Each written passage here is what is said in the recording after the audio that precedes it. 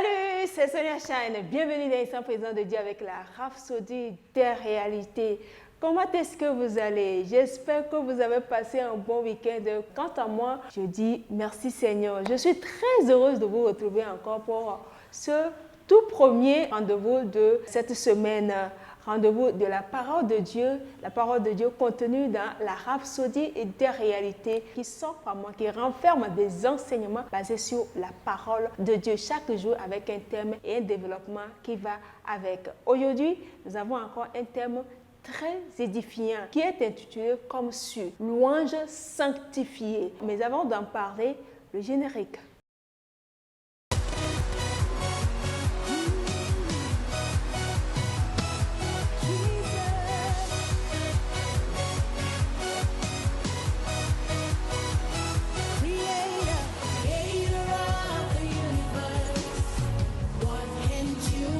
Waouh. Ravi une fois encore de vous retrouver pour ce nouveau rendez-vous. Comme je le disais, le thème du jour, c'est louange sanctifiée. Et l'écriture de base est tirée du livre de 2 Chroniques, chapitre 20, verset 21. Là, il est écrit, « Puis, d'accord avec le peuple, il nomma des chantres qui, revêtus d'ornements sacrés et marchant devant l'armée, célébraient l'Éternel et disaient « Louez l'Éternel, car sa miséricorde dure à toujours. » 1 Pierre chapitre 2, verset 9 dit « Vous, au contraire, vous êtes une race élue, un sacerdoce royal, une nation sainte, un peuple acquis, afin que vous annonciez les vertus de celui qui vous a appelé des ténèbres à son admirable lumière. C'est là notre vocation, dit pasteur. C'est à une vie de louange. Nous sommes appelés à une vie de louange. Nous sommes sanctifiés pour louer le Seigneur. Dans la Bible, David était un prophète de Dieu. On est bien d'accord. Qui était inspiré par le Seigneur pour organiser les Lévites en chorale. Je vous avais déjà dit ça ici que le peuple d'Israël est structuré en 12 tribus. Et la tribu des Lévites, c'est là que venaient les chantres. C'est là que sont nommés les chantres pour louer, pour chanter à l'Éternel. Et donc, pour nommer les Lévites chantres chorales, David avait eu la vraie révélation de ce que c'est qu'une adoration. Pasteur dit, David était un musicien, un instrumentiste et un auteur-compositeur. Dans le palais de Saul, le roi d'Israël, il jouait souvent de la harpe. Vous trouvez cette partie dans 1 Samuel chapitre 16, versets 14 à 23. La Bible nous dit qu'il jouait de la musique dans les maisons des rois. La musique n'était pas quelque chose de nouveau pour le monde, mais la musique pour Dieu était différente. Parce qu'on dit, si la musique devrait être offerte en sacrifice pour Dieu, cela devrait être fait seulement par les Lévites dans le temple. Nous voyons cela dans 1 Chronique chapitre 16. Par ailleurs, notre louange est une arme contre l'adversaire. Rappelez-vous de ce qui s'était produit avec le roi Josaphat. 3 nations ennemies se sont alliées contre Juda. Mais Josaphat, qui était le roi à l'époque, qu'est-ce qu'il a fait? Il a organisé avec le peuple et a placé les chantres au devant de l'armée. La Bible dit dans le livre de 2 Chroniques chapitre 20 qu'au moment où l'on commençait les chants et les louanges, l'Éternel plaça une embuscade contre les fils d'Ammon et de Moab et ceux de la montagne de Séhir. C'est ça la puissance de la louange sanctifiée, nous dit pasteur. Vous savez, il y a des batailles que vous gagnez rien qu'avec la louange. Et si vous lisez dans le livre de Actes chapitre 16, vous verrez comment Paul et Silas étaient surnaturellement délivrés de leurs ravisseurs lorsqu'ils ont loué le Seigneur. Précisément au 25e et 26e, il est dit vers le milieu de la nuit, Paul et Silas priaient et chantaient les louanges de Dieu. Tout à coup, il se fit un grand tremblement de terre. Au même instant, toutes les portes s'ouvrirent et les liens de tous les prisonniers furent rompus.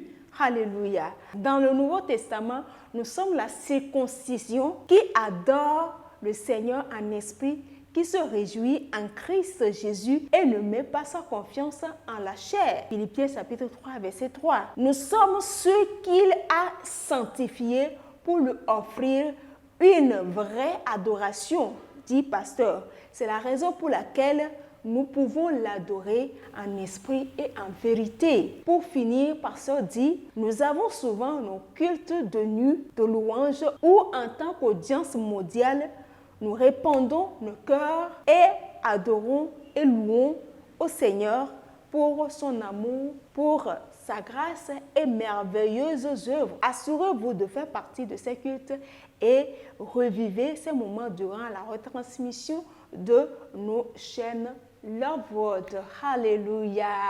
Aujourd'hui, il n'y a pas à bavarder beaucoup. Tout est clair. Le thème d'aujourd'hui, c'est la louange sanctifiée.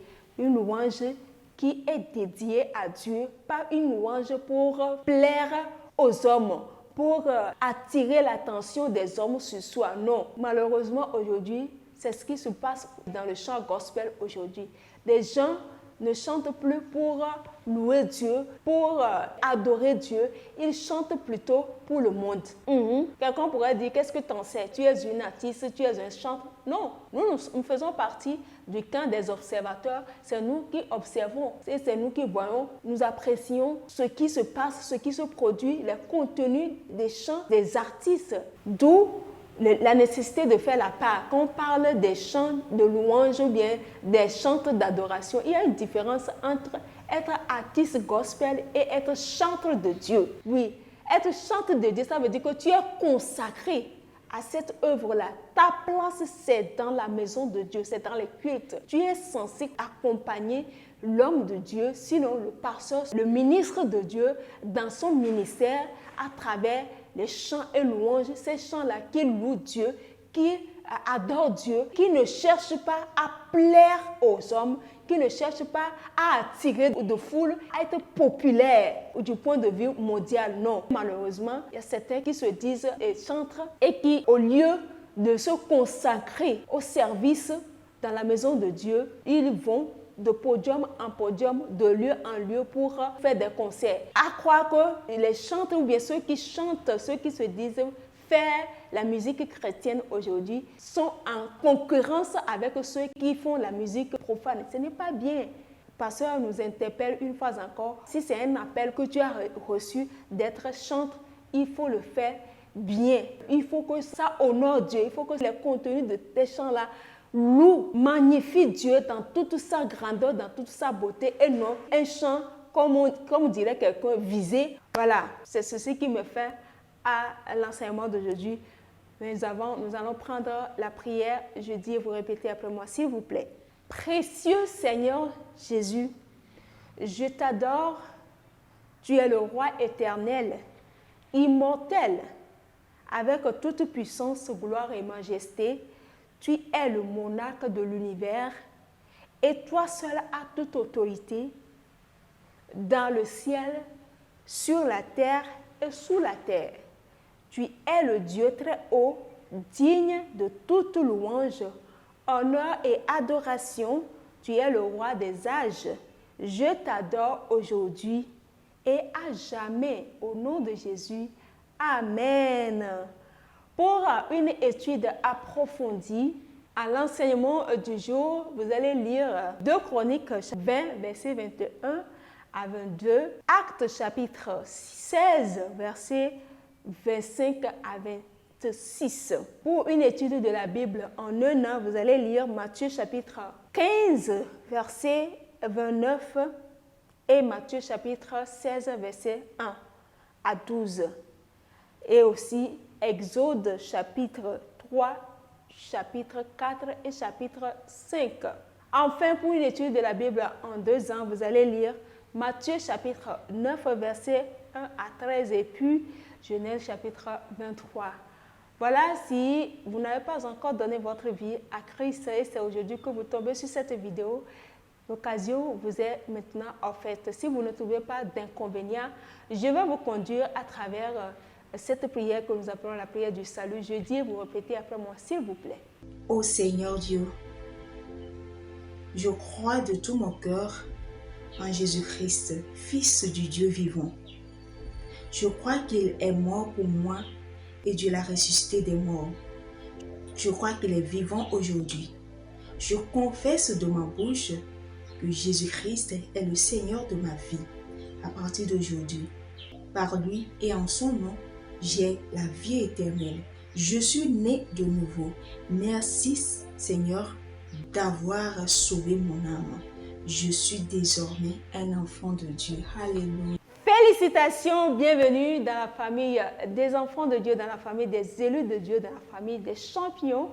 Aimez la vidéo, partagez-la, abonnez-vous à la page ainsi qu'à la chaîne YouTube. N'oubliez pas de laisser vos commentaires et suggestions en bas de la vidéo pour plus d'amélioration. Et aussi, n'oubliez pas d'activer la cloche de notification pour ne pas rater la prochaine publication. Si Jésus tarde à revenir, je vous donne rendez-vous sur mercredi prochain. D'ici là, portez-vous bien sous la protection du Très-Haut. Au revoir.